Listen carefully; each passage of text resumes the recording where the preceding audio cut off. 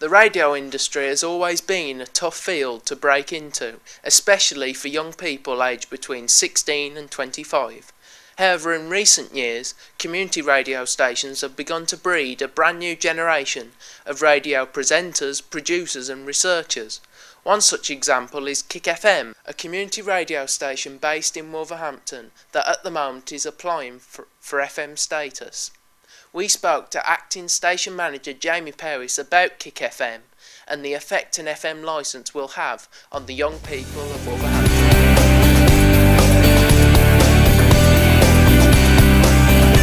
87.7 Kicfm. Kicfm, basically, it's a young person radio station in the West Midlands, and we try and help young people get into the media industry any way we can.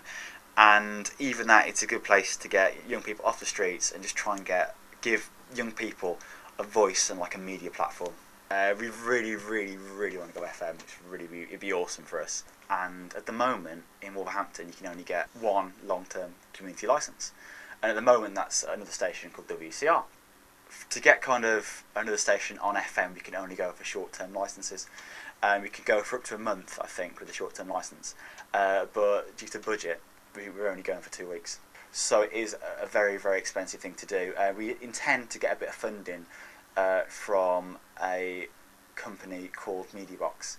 And MediaBox is a company that tries to help young people in the media and just to try and get more stuff and more of that kind of things involved. So the future looks rosy for Kicfm, but what do the other radio stations in Wolverhampton think of the establishment? Here's Dicky Dodd from The Wolf with his thoughts on Kicfm and also what effect it could have on his station.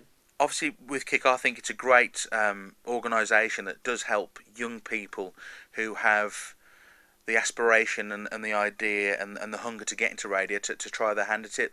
The problem is nowadays with many radio groups, the training ground, like where I started from, which is overnight, has gone now because of networking and that. So I think it's a great idea that young adults can get into radio and try their hand at it. And to be honest, I think had I had the chance when I was a lot younger, when I started to get a kind of a sniff of radio in the way that I thought I could do that and whatever, I think it would have been great for me to have had a go at, like for instance, like at Kick. So yeah, I think you've got now a foundation of presenters hopefully coming through the ranks, like from Kick for instance, where you can cut your teeth. Because obviously the listenership is quite low, so if you make some mistakes, it doesn't really matter. A presenter has to be entertaining to listen to. And when we say entertaining, we don't necessarily mean that you've got to make people laugh all the time. You can be entertaining without having to make somebody smile or laugh. We like presenters who've got something interesting to say. Obviously, if I'm talking right now to you about widgets and knitting, you're not really going to listen to me for very long because you can't make that connection. You need to make sure you've got content on the air that's compelling and that people will want to hook into. It's as simple as that. So program 87.7 into your car radio, because Kicfm could soon be driving you home. This is Tom Smith, passing back to the studio.